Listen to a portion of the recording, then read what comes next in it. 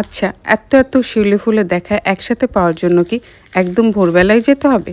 মানে সবাই বলে ভোর ৬টা থেকে ৬:৩০টার ভেতর না গেলে নাকি এত এত শিউলি ফুলের দেখা পাওয়া অসম্ভব।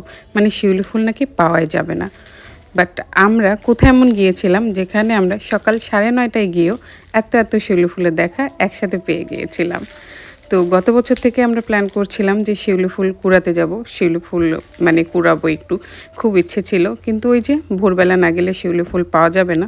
যার জন্য আমরা প্ল্যান করেও বারবার যাওয়া হচ্ছিল না। যেহেতু ছোট বাবু, বাবুকে রেখে অত ভোরবেলা শীতের সময় বের হতে পারছিলাম না। কিন্তু এই শুক্রবারে আমরা একটু বেরিয়েছিলাম আমাদের একটা কাজের জন্য।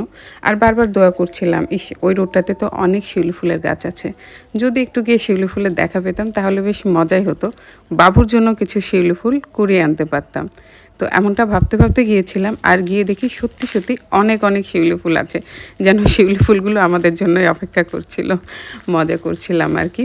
তো আমরা এই তো একটা কাজে বেরিয়েছিলাম। আর সেখানে যাওয়ার সময় দেখি এই তো বিভাগীয় কমিশনারের কার্যালয়ের সামনেই মানে রাজশাহীতেই এত, এত শিউলি ফুল পড়ে আছে একসাথে। তো এই রোডটাতে শুধুমাত্র ওখানে না মানে এই রোডটা বরাবরই অনেক, অনেক শিউলি ফুলের গাছ। আর সবটাতেই এইভাবে শিউলি ফুল ধরে আছে এবং এই রোডটাতে পুরোটাই মনে হচ্ছে শিউলি ফুলের রাজ্য।